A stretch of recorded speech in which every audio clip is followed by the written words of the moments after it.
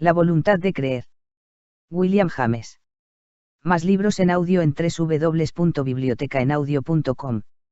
Durante mucho tiempo he venido sosteniendo ante mis discípulos la legitimidad de una fe adoptada voluntariamente, y he observado que, en cuanto el espíritu de la lógica iba apoderándose de ellos, por regla general, empezaban a rehusar mi alegato por antifilosófico, aun cuando de hecho los mismos que lo rechazasen fuesen devotos a macha martillo de cualquier fe.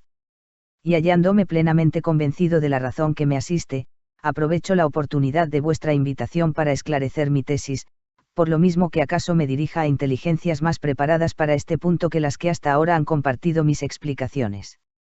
Procuraré desechar el tecnicismo innecesario, pero antes de entrar de lleno en el tema, dejaré resuelta una cuestión previa fundamental y de gran utilidad para el mismo. Y demos el nombre de hipótesis a algo que pueda ser propuesto a nuestra creencia, y, de modo igual que los electricistas hablan de hilos muertos e hilos vivos, permítasenos clasificar las hipótesis en vivas y muertas. Sea hipótesis viva la que solicita con posibilidad real a aquel a quien se propone. Si os pido que creáis en el Mahdi, os propongo una creencia que no ofrece conexión eléctrica alguna con vuestra naturaleza, que no hace saltar chispas en vuestra credulidad, es decir, que os he presentado una hipótesis completamente muerta. Para un árabe, sin embargo, secuaz o no del Mahdi, la hipótesis estaría dentro de lo posible, sería viva. Apréciase, pues, que la vivacidad o mortechinidad en una hipótesis, no es cualidad intrínseca a esta, sino relación entre ella y el pensador, sirviendo para distinguir una de otra la mayor o menor voluntariedad a la acción respectivamente. El máximum de vivacidad en una hipótesis, indica voluntariedad irrevocable para obrar, y realmente, esto define la creencia, pues donde quiera que existe una tendencia a creer, hay una voluntad en potencia. Ahora, llamemos opción a la decisión entre dos hipótesis, y admitamos los tres siguientes géneros, viva o muerta, forzosa o evitable, perentoria o trivial. Para nuestro propósito, llamaremos opción genuina a la forzosa, viva y perentoria. Opción viva es la que se ofrece entre dos hipótesis vivas. Si os digo que os hagáis teósofos o maometanos, os presento probablemente una opción muerta, porque ninguna de ambas hipótesis está en condiciones de ser viva para vosotros. Mas, si os dijera que os convirtierais en agnósticos o cristianos, la especie cambiaría, pues conocedores como sois del contenido de la proposición, ambas hipótesis solicitarían vuestra creencia. Si os digo, escoged entre iros con vuestro paraguas o sin él, no os presento una opción genuina, puesto que no es forzosa, dado que podéis eludirla con no salir.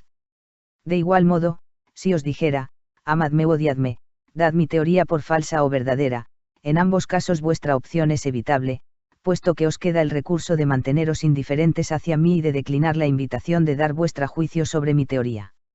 Mas, si os digo, aceptad esta verdad oídos sin ella, os presento una lección forzosa, puesto que no cabe otra solución que la alternativa.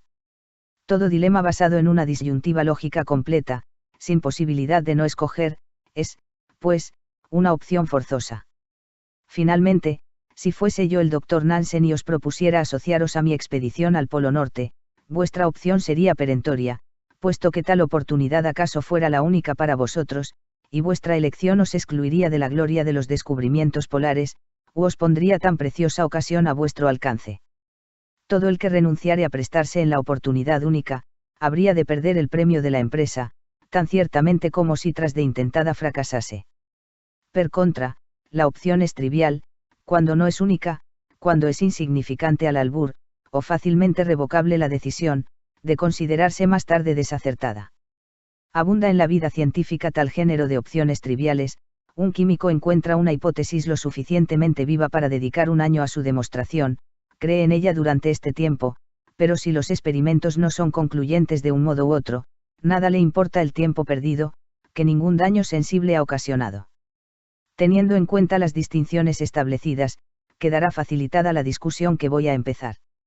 2 más libros en audio en www.bibliotecaenaudio.com.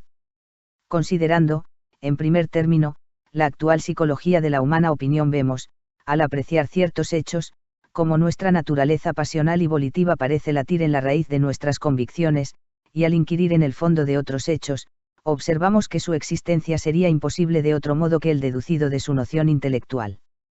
Estudiemos primeramente estos últimos. No parece absurdo, a primera vista, decir que nuestras opiniones sean modificables a voluntad.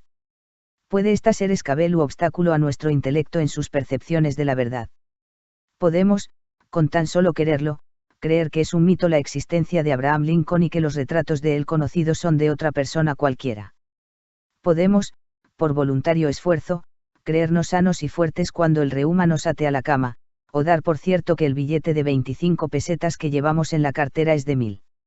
Ambas cosas podríamos afirmarlas, pero, sin duda alguna, somos en absoluto impotentes para creerlas, y precisamente de cosas tales, compónese toda la fábrica de verdades cuya existencia creemos a pies juntillas, cuestiones de hechos inmediatos o remotos, como decía Hume, y relaciones entre ideas, que para nosotros estarán donde las apreciemos como tales, pero no, en modo alguno, por exclusiva acción nuestra. En los pensamientos de Pascal hay un celebrado pasaje conocido por la apuesta. Trátase en el de hacernos entrar en el cristianismo como quien quisiera adquirirla verdechando a suertes. Literalmente traducido, dice así: debéis creer o no que Dios existe, y vuestra razón nada os dice. Entre vosotros y la naturaleza de las cosas hay un continuo juego que en el día del juicio decidirá su suerte final. Compulsad cuáles serían vuestras ganancias o vuestras pérdidas si apostaseis todo lo que sobre vuestras cabezas tenéis a favor de la existencia de Dios, habida cuenta de que os va la felicidad eterna en la ganancia, y nada, en absoluto, con la pérdida. Si hubiera un infinito de probabilidades, y de estas, solamente una, en favor de vuestra apuesta por la creencia de Dios, aún así, debierais arriesgarlo todo en este sentido, pues si bien de este modo corréis el ligero albur de una pérdida finita, razonable es que perdáis un poco de lo finito por la posibilidad de una ganancia infinita. Pues, tomad agua bendita y haced que os digan misas, la creencia llegará y matará vuestros escrúpulos. Cela bus fera croire el bus aptira. ¿Por qué no hacerlo? En suma, ¿qué vais a perder? Habréis, acaso, observado, que cuando la fe religiosa se expresa de tal suerte, en lenguaje de garito, es para llevarse todos los triunfos. Con seguridad, otros eran los orígenes de la creencia personal de Pascal en la misa y en el agua bendita, y esta celebrada página suya no es sino un argumento entre otros, un exabrupto lanzado a la desesperada, como arma de precisión contra incrédulos recalcitrantes.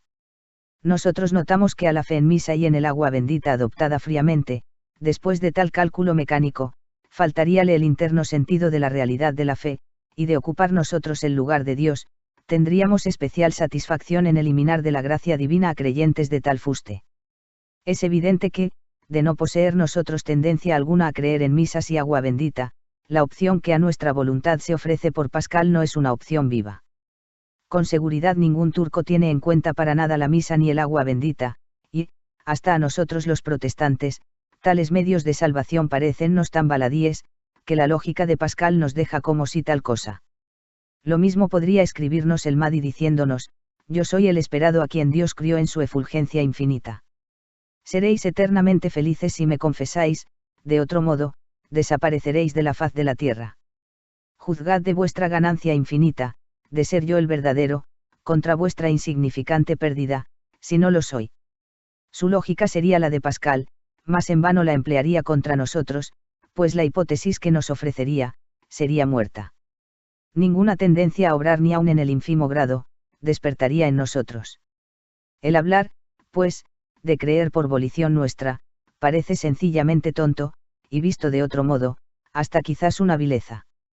Cuando se admira el majestuoso edificio de las ciencias físicas y se piensa a cuánta costa se ha alzado, y en el incontable número de héroes anónimos que sin más interés que el de la verdad se ha sacrificado en la penosa labor de solo poner las primeras piedras, cuando se recuerda la paciencia, la tenacidad, los sufrimientos, malgastados muchas veces para servir de escombros la cimentación del hecho científico, devoción de las escuelas de la verdad, si se reflexiona en la magna y augusta obra impersonalísima, limpia de todo pequeño interés, cuán vano y despreciable parece. No soy uno de esos sentimentalistas que con las burbujas espirituales de su pequeño espíritu soñador, pretende decidir de una vez para siempre de las cosas humanas. ¿Cómo maravillarnos, en verdad, de que los hombres endurecidos por la severa disciplina de la ciencia al sentirse menospreciados se alcen iracundos contra ese fatuo subjetivismo? Frente a él levántanse en masa todas las escuelas científicas ante cuyo resplandeciente cuerpo de verdades desvanécese aquel como débil lucecilla. ¿Cómo no comprender que cuantos han padecido de la fiebre científica caigan, en su lucha contra el subjetivismo, en apasionamientos extremados, defendiendo al intelecto como única aunque a veces amarga fuente de verdad, contra el confortante aunque a veces alucinador elixir del sentimentalismo? Mi alma robustece al saber que, tras de mi muerte la verdad persiste. Canta Cloud. Y Huxley exclama, consuélame la esperanza de que por perversa que nuestra posteridad llegue a ser, en tanto que no pretenda creer cuanto no vaya acompañado de razón suficiente, porque ello no sea una ventaja el no pretenderlo, no habrá alcanzado el más bajo nivel de inmoralidad. Y Clifford, convertido en delicioso enfant terrible, escribe, vil es la creencia en conclusiones no probadas e indiscutidas, nacida solo para solaz y recreo del que cree. Quien quiera ser bendecido de sus semejantes, guarde la pureza de su creencia con el mayor fanatismo, en celosa custodia, ante el peligro de que pueda entregarse a objeto indigno, que pueda para siempre envilecerla. Si una creencia se adopta sin razón evidente, aun cuando la creencia sea verdadera, como Clifford da a entender en la misma página, la satisfacción obtenida es una usurpación. Es viciosa, porque se adquiere como un desprecio a nuestro deber con la humanidad, el cual consiste en defendernos de tales creencias como de una peste que en corto plazo pudiera apoderarse de nuestro cuerpo y hasta infestar la ciudad. Siempre será erróneo en todas partes y para todo el mundo creer algo con evidencia suficiente. 3. Todo esto es, en verdad, doblemente vacío cuando como en Clifford lo suponemos expresado con robusta entonación de voz. El libre albedrío y el sencillo deseo parecen, en la materia de nuestras creencias, haber quedado reducidos al papel de quinta rueda en un coche. La realidad de los hechos nos hace ver, que cuando la percepción intelectual llega, han levantado ya el vuelo el deseo, la voluntad y la preferencia sentimental, y entonces nos parece que es la razón la que da cuerpo a nuestras opiniones. Solamente las ya muertas hipótesis son las irresucitables por nuestra naturaleza volitiva. Y lo que, en la mayoría de los casos, les roba vitalidad, es cierta acción previa de nuestra naturaleza voluntaria, de género antagonista. Donde digo naturaleza voluntaria, no se entienda voliciones deliberadas que hayan ocasionado hábitos de creencia de los cuales no podamos librarnos, refiérome a los factores de creencia tales como el miedo y la esperanza, el prejuicio y la pasión, la imitación y la presión del espíritu de casta y secta. Hecho positivo es, que sin saber cómo ni por qué, todos nosotros nos encontramos creyendo.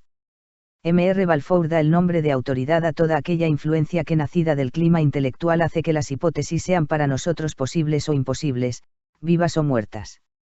Aquí, entre nosotros, creemos todos en las moléculas, en la conservación de la energía, en la democracia, en el progreso necesario, en el cristianismo protestante y en el deber de luchar por la doctrina del inmortal Monroe, y todo por razones de mención innecesaria.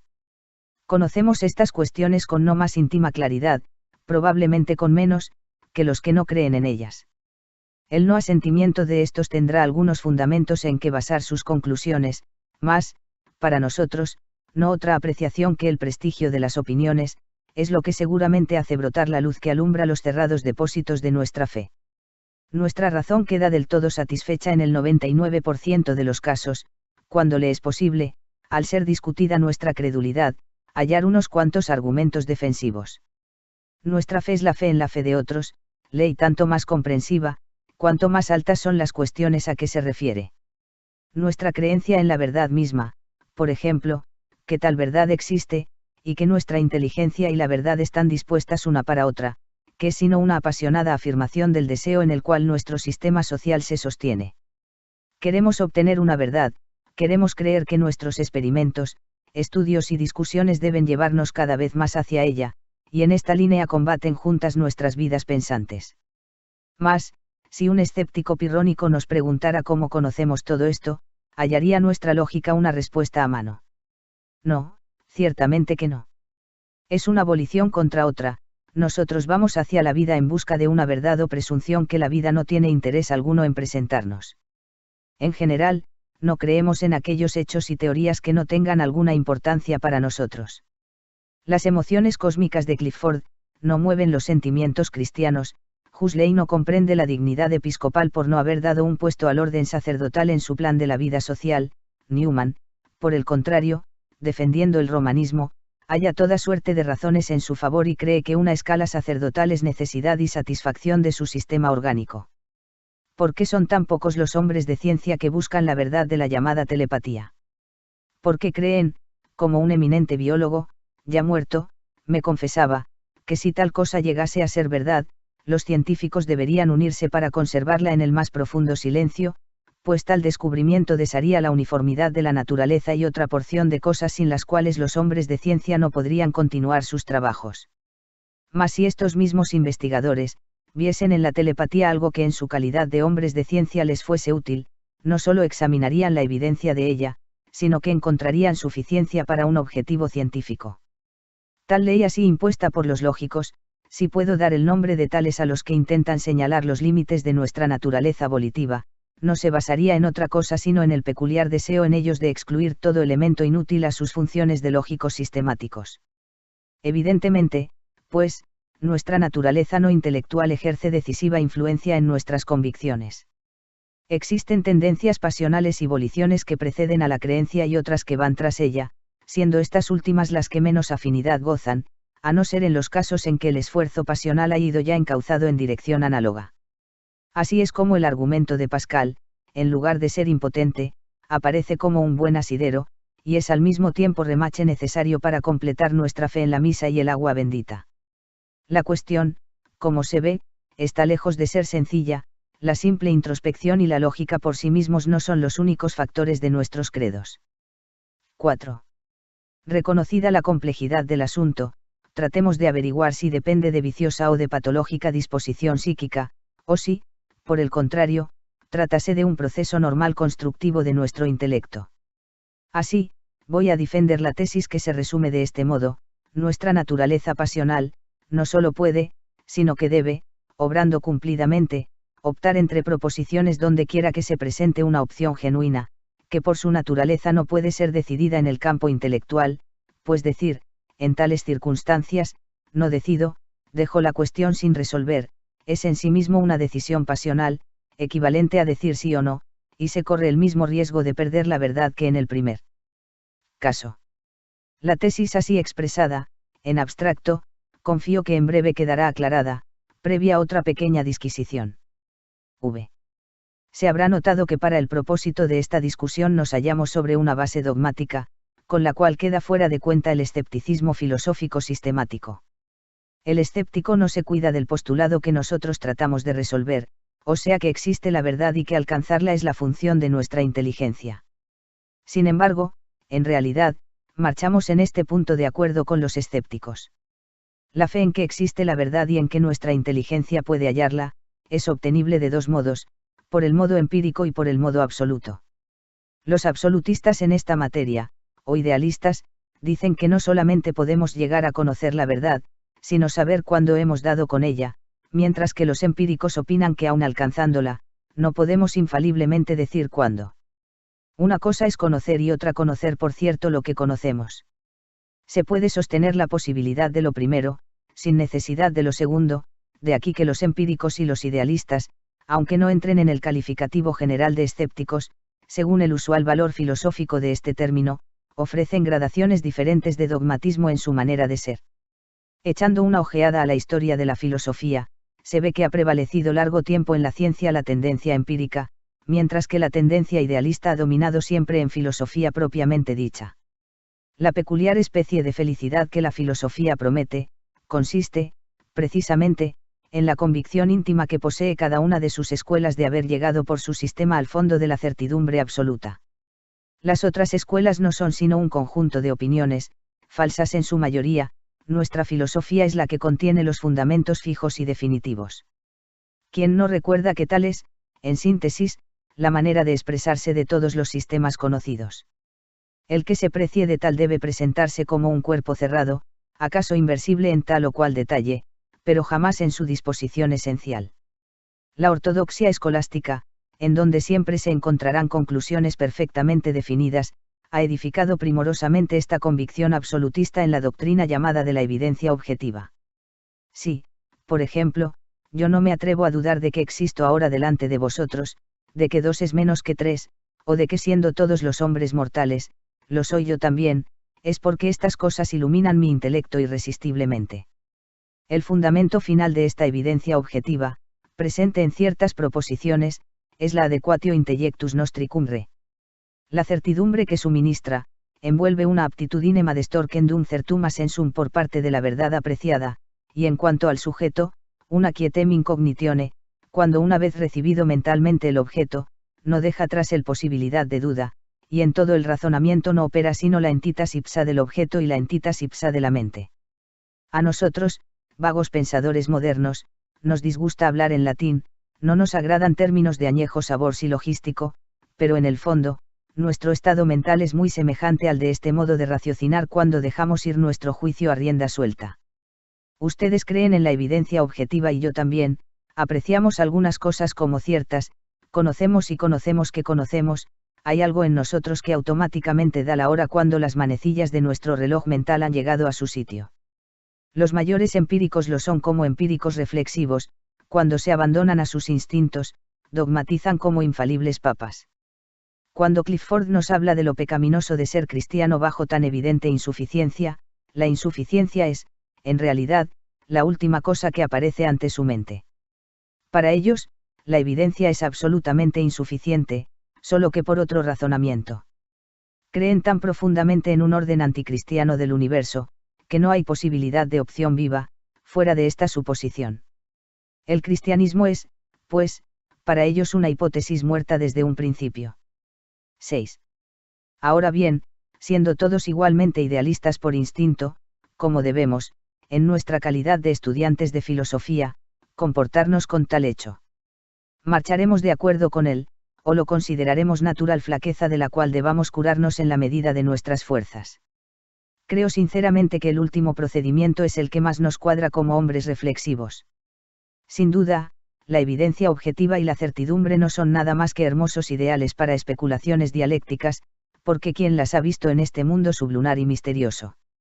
Sin embargo, teniéndome como un completo empírico, tanto como alcanza mi teoría acerca del conocimiento humano, vivo en la fe práctica de que debemos seguir experimentando y pensando sobre nuestra experiencia, pues sólo así pueden adquirir más certeza nuestras opiniones, pero sostener que cualquiera de ellas, sea cual fuere, no será susceptible de corrección o interpretación nueva, creo que es actitud profundamente errónea, y aún pretendo no engañarme al decir que lo demuestra toda la historia de la filosofía.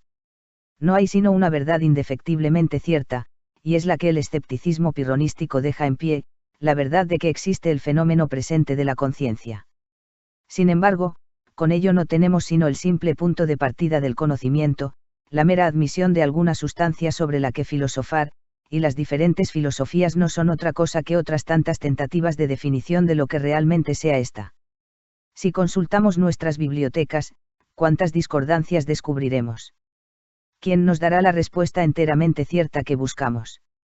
A excepción de abstractas proposiciones de comparación, tal como 2 y 2 son igual a 4, que por sí mismas nada nos dicen de la realidad concreta, no hallaremos proposición alguna, que por unos tenida como evidentemente cierta, no lo haya sido por otros como falsa, o haya sido cordialmente discutida. Baste citar como ejemplos, la trascendencia de los problemas geométricos, pues en duda serenamente por algunos contemporáneos, como Zellner y C. H. Hinton, y el abandono de toda la lógica aristotélica por los hegelianos. Nunca se ha admitido un fiel universal para lo que debe ser considerado como realmente verdadera. Diputan algunos por tal, al criterio externo para el momento de la percepción, el cual puede estar ya en la revelación, ya en el consensus gentium, ya en los instintos del corazón, ya en la experiencia organizada de la raza.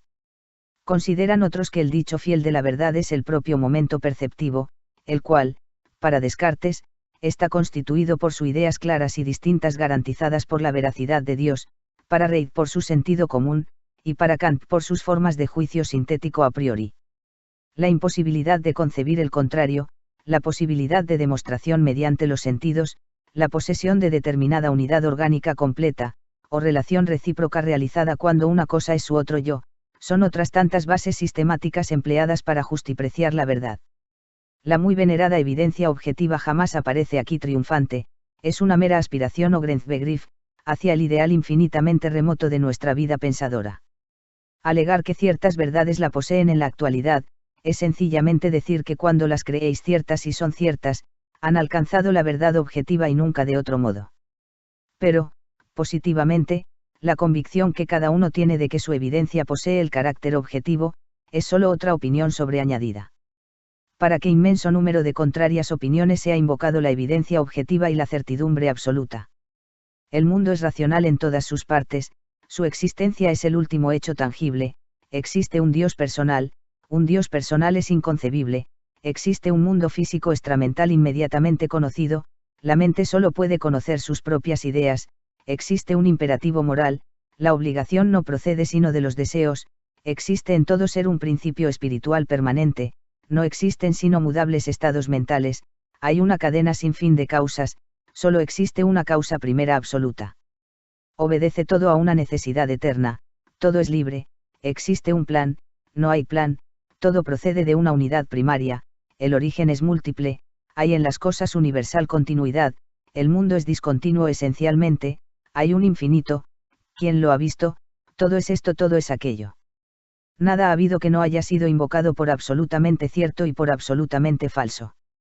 No han considerado los idealistas que la dificultad persistirá siempre esencialmente, que la inteligencia, aun poseyendo inmediatamente la verdad, nunca tendrá un signo infalible de que está con ella. Si se recuerda que la más estricta aplicación práctica que de la doctrina de la certidumbre absoluta se ha hecho a la vida, fue la concienzuda labor del Santo Oficio de la Inquisición, bien pronto desaparecerá nuestra inclinación a tal doctrina. No perdamos de vista el hecho de que cuando a título de empíricos rechazamos la doctrina de la certidumbre absoluta, no por esto damos de mano a nuestro anhelo o esperanza en la verdad misma. Aunque con alfileres, apuntalamos nuestra fe en su existencia, y aun creemos que a medida que nuestra experiencia se acumula y sobre ella alzamos nuestra vida mental, conquistamos mejores posiciones para poder ganar la verdad ansiada. Nuestra gran divergencia de los escolásticos está en el camino que emprendemos, se halla el fundamento del sistema de estos en el arranque, en el origen, en el terminus acuo de su pensamiento, el valor del nuestro estriba en el punto de llegada, en el fin, en el resultado, en el terminus adquem. Lo que ha de decidirse no es de dónde se parte, sino a dónde se va. A un empírico no le importa de dónde pueda llegarle una hipótesis, ni si por medios rectos o torcidos, traída por la pasión o por el capricho, pues si el siguiente discurso del pensamiento, continúa confirmándola, quedará definida su certeza. 7. Conviene dejar limitado otro punto no sin importancia, antes de dar por terminados estos preliminares. Cuando emitimos una opinión obedecemos a uno de los dos principios siguientes, al parecer diversos, pues poco es lo que la teoría del conocimiento nos dice respecto a la importancia de sus diferencias. Debemos conocer la verdad, y debemos evitar el error, tales son esos fundamentales mandamientos de quien quiera intente saber algo. Pero esta dicotomía, no solo supone dos diversos modos de estatuir el mismo mandamiento, sino que establece dos leyes separables. Aunque, ciertamente, pueda ocurrir que cuando creamos la verdad A, escapemos por incidental consecuencia de creer la falsedad B, muy raro es que suceda, que por meramente no creer B, nos veamos obligados a creer A. Al eludir B, podemos caer en la creencia de otras falsedades C o D, tan falsas como B, o podemos eludir B no creyendo en nada, ni aun en A. Creer la verdad, evitar el error, he aquí dos leyes genuinamente diferentes, y de cuya elección dependerá el peculiar colorido que distinga nuestra vida mental, bien que dirijamos todas nuestras pesquisas a la posesión de la verdad, posponiendo la evitación del error, o ya ante el temor de éste, que demos la verdad confiada a su propia suerte, consideración esta última en que se inspira el pasaje transcrito de la exhortación de Clifford. No creáis nada, nos dice, guardad las puertas de vuestra inteligencia para cuanto no posea la evidencia suficiente, así evitaréis el terrible riesgo de cobijar el engaño. Mas no ha de parecernos este insignificante, si bien se mira, ante la probable adquisición de un conocimiento real. Y no será afrontable el temor al engaño ante la esperanza de en algún tiempo poder vislumbrar la verdad. Imposible me es pensar con Clifford. No olvidemos que los sentimientos que impulsan nuestro deber hacia la verdad y el error son, en todo caso, expresión de nuestra vida pasional. Biológicamente considerada, se halla nuestra inteligencia tan dispuesta a asimilar la falsedad como la veracidad, y todo aquel que prefiere quedarse sin creer nada por no ser engañado, no hace sino manifestar su animadversión a ser embaucado, se erige en autoritario juez de muchos de sus deseos y temores e intenta someter estos a tardías sentencias. También temo yo mucho el ser engañado, pero creo que otras cosas peores pueden ocurrirle al hombre en este mundo, por lo que la exhortación de Clifford carece de sentido para mí, me parece algo así como la orden de un general exponiendo a sus tropas a las ventajas de no entrar en combate para evitar todo riesgo de ser herido. Y no se vence así, ni sobre el enemigo, ni sobre la naturaleza. Por otra parte, los errores de nuestra fe no son de consecuencias tan irremediables, y entiendo que lo más adecuado a nuestros intereses en esta vida humana donde nadie dejará de tropezar 100 veces, es que aligeremos el corazón de tan irritable nerviosismo. De todos modos es el consejo más propio de un filósofo empírico. 8. Terminada esta larga introducción, entraré en el fondo del asunto. He indicado la positiva acción que sobre nuestras opiniones ejerce la influencia pasional, y debo añadir, que al actuar esta en determinadas opciones, es, además de inevitable, la determinante fiel de nuestra elección, cosa que, a primera vista tal vez parezca atrevida. Mas, si los primeros pasos de toda actividad encaminada a evitar el error o admitir la verdad van impulsados por la acción pasional, ¿acaso no ocurra lo propio en la ulterior prosecución de aquella? En tanto que la opción entre ganar o perder la posesión de la verdad no sea momentánea, podremos pasarnos sin obtenerla, y aún también podremos eludir el creer lo falso, con no resolvernos definitivamente hasta haber alcanzado la verdad objetiva. Tal es el caso de la mayoría de las cuestiones científicas y aún de los pequeños negocios cotidianos. Mas la necesidad de tomar una decisión es, en ocasiones, tan urgente, que es preferible adoptar una creencia falsa, que pasarse sin ninguna. Los tribunales de justicia han de decidir, a la base de la evidencia alcanzable en el limitado tiempo de que para juzgar cada caso disponen, bien que el deber judicial no es sino el aplicar determinada ley con acierto, y, como en cierta ocasión decíame un inteligente magistrado, pocos son los casos que exigen gran tiempo de examen, pues la función judicial queda cumplida con atenerse a algún aceptado principio general. Cuando se trata de la naturaleza objetiva, no actuamos como jueces, no somos hacedores de verdades, sino meros registradores, hallándose fuera de este orden las decisiones inmediatas que exige la perentoriedad del asunto en nuestras cotidianas obligaciones. En toda la inmensa extensión de la naturaleza física, los hechos existen según son, con entera independencia de nosotros, y solo por excepción es tal la urgencia del caso, que nos veamos precisados a afrontar el riesgo de creer acerca de ellos una teoría prematura. Las cuestiones que entonces se plantean, ofrecen opciones triviales, las hipótesis en ellas comprendidas, aparécennos escasamente vivas, dado que no nos afectan sino como meros espectadores, viniendo a ser forzosa excepcionalmente la elección entre creer la verdad o la falsedad. Por lo tanto, la actitud más adecuada en la obtención de este orden de verdades, la resolución más discreta para todos sus casos, según el criterio escéptico, será eludir el error. Porque ¿qué más nos da adoptar tal o cual teoría sobre los rayos Röntgen, sobre la materia pensante o sobre la causalidad de los hechos de conciencia? Nuestra opción en tales cuestiones indudablemente no es forzosa, conviniéndonos más, antes de decidirnos a adoptar una determinada teoría, seguir pesando, indiferentes razones en pro y en contra de las diversas opiniones que se disputen la primacía. Como se comprenderá, me refiero a la inteligencia en función juzgadora, porque la misma frialdad discursiva sería perjudicial en la actividad mental descubridora. Jamás la ciencia hubiese avanzado en la medida que lo ha hecho, si cuantos a su progreso contribuyeron no hubiesen puesto en sus investigaciones el apasionamiento que encendiera la fe en el porvenir de su trabajo. Qué inmensa sagacidad no despliega la inteligencia atizada por la pasión en esos dos colosos contrincantes que se llaman Spencer y Weismann. Cuán menguada la investigación cumplida por quien no tiene interés alguno en sus resultados.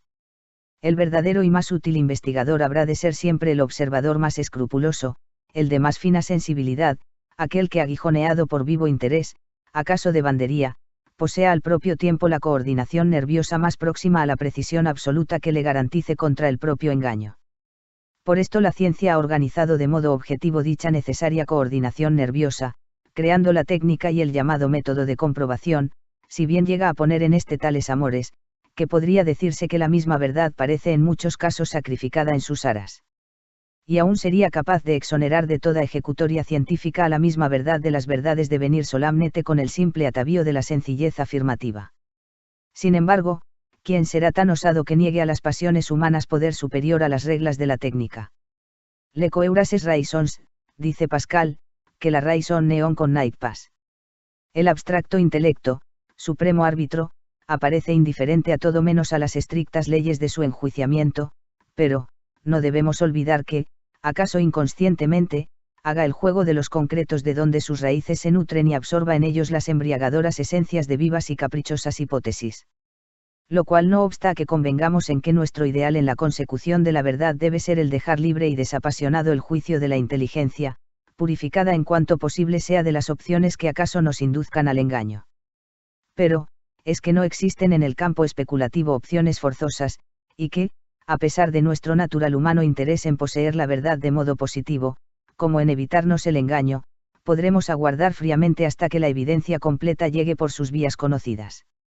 No parece, a priori, que la verdad haya de llegar tan solo por tan estrechos y enmarañados callejones. 9. Las cuestiones morales hemos de resolverlas, porque así lo exige su planteamiento, sin pruebas sensibles. Una cuestión moral no atañe a nada de cuanto hiere nuestros sentidos, sino a lo que es bueno o lo sería si existiera. De lo primero es la ciencia quien se encarga de hablarnos, mas para justipreciar los valores comparados de lo que existe y de lo que no, debemos consultar lo que Pascal llamaba nuestro corazón, porque la ciencia nada nos resolvería. Esta misma no hace sino invocar su corazón cuando proclama que la certeza infinita del hecho y la rectificación de las creencias falsas son el supremo bien del hombre. Y si le exigís pruebas no podrá sino repetir su afirmación como un oráculo, a lo sumo os aducirá una en la sencilla afirmación de que tal certeza y tal rectificación son manantial de bondades para el hombre, según su propio corazón le advierte. La cuestión de tener o no creencias morales, la decide nuestra voluntad.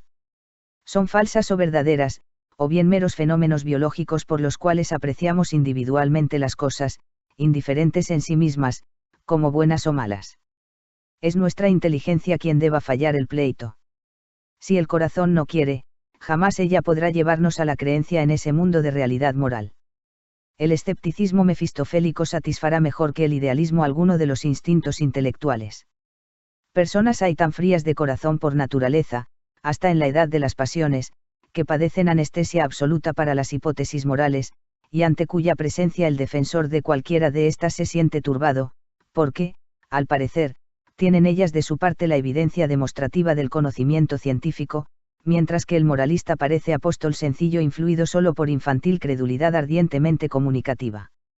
En su difícil posición, sin embargo, fortalecido y estimulado por la sinceridad, no se arredrará, bien consciente de que no obra como impostor, pues con Emerson, se dirá que existe un reino en donde todo ingenio y toda intelectualidad no son superiores a la astucia de una zorra. El escepticismo moral no puede probarse ni refutarse por la lógica como el escepticismo intelectual. Cuando nos aferramos a una verdad, de cualquiera de ambos géneros, ponemos en ello todo nuestro ser ateniéndonos a los resultados, lo propio que el escéptico, con igual ardor, adopta la actitud dubitativa. En cuanto a quien acierte, solo puede saberlo la omnisciencia infinita. Ocupémonos ahora, después de estas amplias cuestiones acerca del bien, de un orden más concreto que afecta a relaciones entre personas, a estados mentales de entre ellas. Por ejemplo, ¿simpatizáis conmigo o no? Como en la mayoría de los casos, la respuesta dependerá de que desde un principio os halle dispuestos a simpatizar. Yo quiere presumir que ya os agrado y que benevolentemente me prestáis vuestra atención y confianza. De tal modo, la fe previa por mi parte en vuestra simpatía es la que arrastra esta tras de sí. Otra cosa sería si dudase de vuestra confianza hasta no tener evidencia objetiva de ella, o como dicen los idealistas, ad estorquem dumas en sum meum, puede asegurarse que en el % de los casos no llegaría a presentarse vuestra complacencia. Cuánto corazón femenino no se rinde sino únicamente a la tenaz insistencia del amante obstinado en la idea de que ha de ser correspondido. En estos casos, el propio deseo de alcanzar la verdad llega a dar existencia a esta, y así en otros innumerables ejemplos.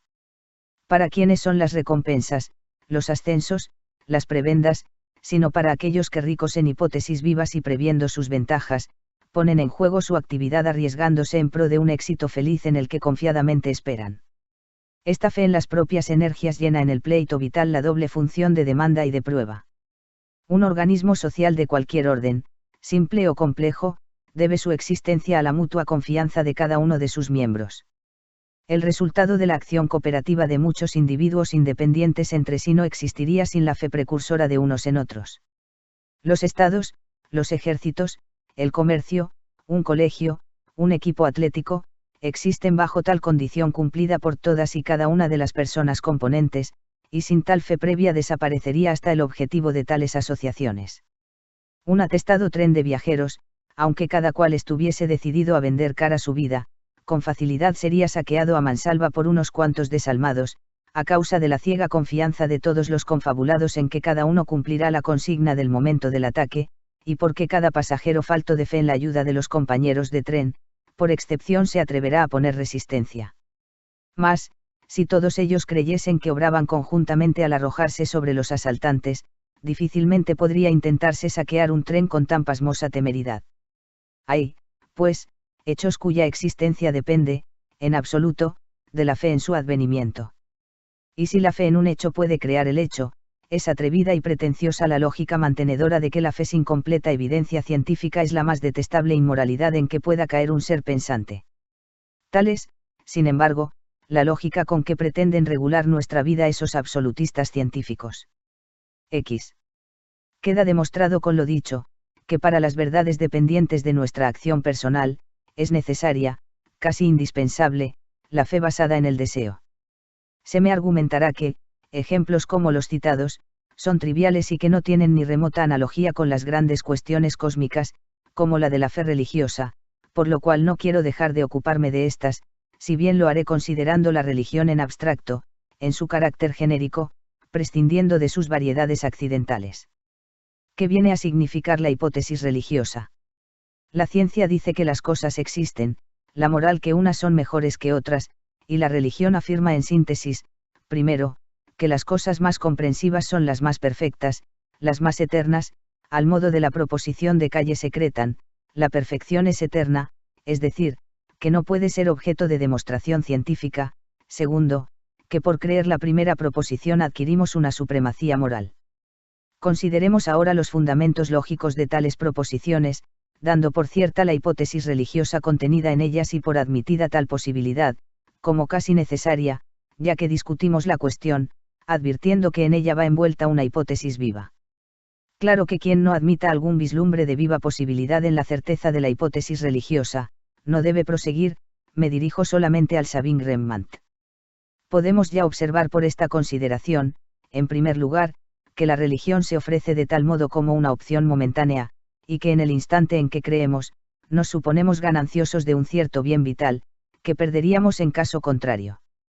En segundo término, que la religión se nos presenta como una opción forzosa en cuanto hace relación al bien que podemos perder.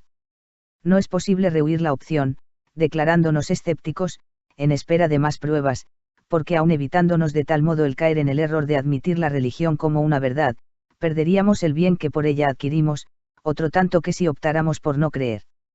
Sería exactamente lo propio que si un amante vacilase indefinidamente en pedir la mano de su novia, por no tener la evidente seguridad de que hubiese de resultar un ángel del hogar. No daría lo mismo que, ante la duda de tal posibilidad, casase con otra. El escepticismo no es, pues, la evitación de optar, es una opción con determinada especie de riesgo, arriesgar mejor la pérdida de la verdad, que la ocasión del error, tal es la divisa de los escépticos. Y así como el creyente sostiene su creencia religiosa contra la negación, el escéptico mantiene esta contra la creencia. Intentar someternos al escepticismo religioso mientras logramos alcanzar una evidencia suficiente, equivale a decirnos que, presentada la hipótesis religiosa, lo más prudente es rendirnos al temor de su errónea existencia, antes que a la esperanza en su certeza. No existe, pues, tal oposición en dos bandos, en uno de los cuales militen todas las pasiones contra la inteligencia pura, sino que a ésta la impulsan también elementos pasionales. ¿Y qué garantías de suprema omnisciencia pueden arrogarse estos, para ser los guías del intelecto? Engaño por engaño, ¿qué pruebas hay de que el engaño por la esperanza sea de peor linaje que el engaño por el miedo?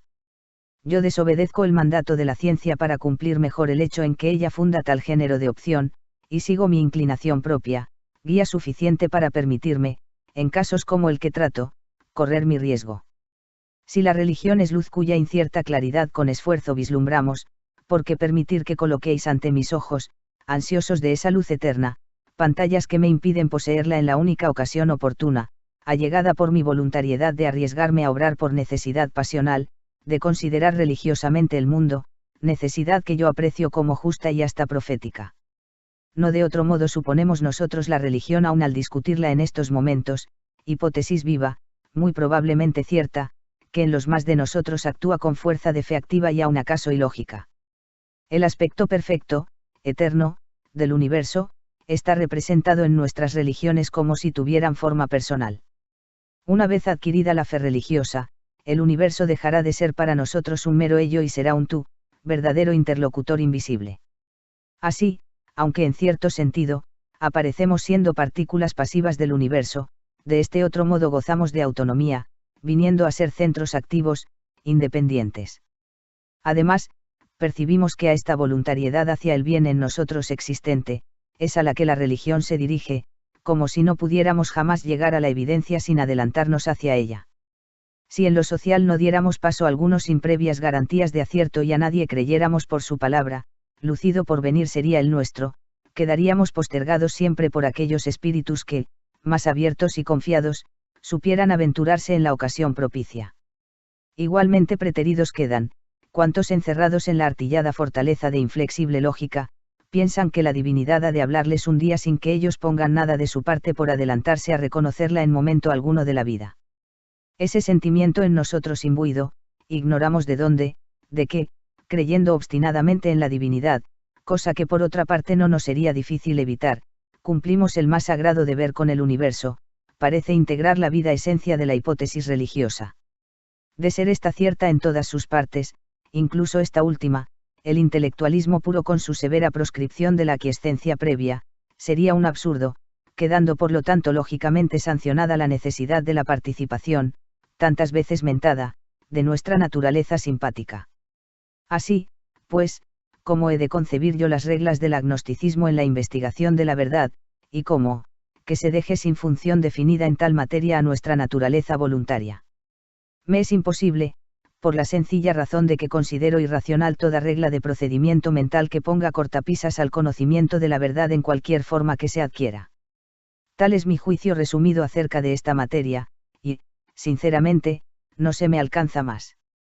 Temo, sin embargo, que aun después de lo dicho, haya quien se sobrecoja por haber llegado con mi razonamiento a la conclusión de que tenemos el derecho de creer a nuestro riesgo toda hipótesis suficientemente viva para tentar nuestra voluntad. Sospecho que se atemoricen de tal atrevimiento los que aprecien mi proposición solo en su aspecto lógico abstracto, pensando al propio tiempo, quizás maquinalmente, que pudiera con él dar entrada en mi pensamiento a cierta hipótesis religiosa, muerta ya para nosotros. En la libertad de creer lo que queramos, ¿acaso imaginan que comprendo hasta la fe claramente supersticiosa, y tal vez lleguen a suponer que quiero admitir la fe que definen los chicos con el catecismo de creer algo que no es cierto, creer lo que no se ve? Basta para desterrar esa torcida interpretación la aclaración hecha en concreto: la libertad de creer solo comprende opciones vivas, que aun cuando el intelecto individual no acierte a resolver por sí mismo, nunca parezcan absurdas a quien se proponen. Cuando al considerar el problema religioso tal como la realidad lo presenta aisladamente a cada hombre, y al propio tiempo, las varias circunstancias de orden práctico y teórico en que aquel se plantea, paromientes en que por categórico mandato quiere la ciencia exigirnos que arrinconemos las tendencias íntimas, los arraigados instintos, los cálidos sentimientos que encienden nuestra fe religiosa, viviendo entre tanto como si la religión nada tuviese de verdadera, hasta que la ciencia y los sentidos nos den de acuerdo su fallo y la pauta de nuestra conducta, me doy cuenta de que jamás se ha fraguado un canon más absurdo y ridículo en los antros de la filosofía. Si fuesen infalibles los juicios intelectuales y tuviéramos conciencia de que en determinados momentos éramos poseedores de certidumbres objetivas, podría tenérsenos por desleales y sediciosos al rebelarnos impacientes contra las decisiones de tan perfecto órgano de conocimiento. Pero, como empíricos que consideramos imposible el saber cuándo llega la verdad absoluta a nuestras manos, no podemos esperar ese solemne instante. Claro que no sería dado hacerlo y nadie supondrá que haya negado tal posibilidad, mas decidiríamos tan a nuestro riesgo como si nos declarásemos creyentes, y en ambos casos es la misma la vida y el porvenir de que juzgamos. Nadie debe prohibir a cada cual su peculiar creencia, ni motejarle por ella; por el contrario, la libertad mental debe ser profunda y cortésmente respetada, solo así prosperará la república intelectual, solo con tal espíritu de íntima tolerancia no será un cuerpo sin vida toda nuestra bendita tolerancia externa, orgullo del empirismo, solo así progresaremos en el mundo especulativo como en el práctico. Comencé con una referencia de Fitz-James Stephen y voy a terminar con palabras suyas. ¿Qué idea nos hemos formado de nosotros mismos y del mundo en que nos encontramos? Ningún acto nuestro podrá sustraerse a la influencia que del concepto de estas enigmáticas cuestiones tengamos o dejemos de tener. En todo importante negocio de la vida hemos de arriesgar algún salto en la oscuridad. Si nos decidimos por no dar respuesta alguna a estas apremiantes interrogaciones, ya hacemos nuestra elección, otra tanto que si vacilamos en hacerla, de todos modos el albur es nuestro. Nadie podrá prohibiros que creáis en Dios y en el futuro, porque nadie podrá presentaros pruebas de lo erróneo de vuestra creencia, como si alguien piensa lo contrario y ajusta su vida a sus creencias, tampoco habrá modo de demostrarle que está equivocado. Obre cada cual con arreglo a su pensamiento, si torcido, peor para él. En nuestra vida la arriesgadísima travesía de quien caminando por entre nevadas montañas, cegado por continuos ventisqueros, solo en contados instantes vislumbrar pudiese vestigios de sendas que hacer. Condenarse a morir petrificado por el frío o marchar resuelto en pos de las únicas huellas que den alguna orientación, aunque con esfuerzo temerario.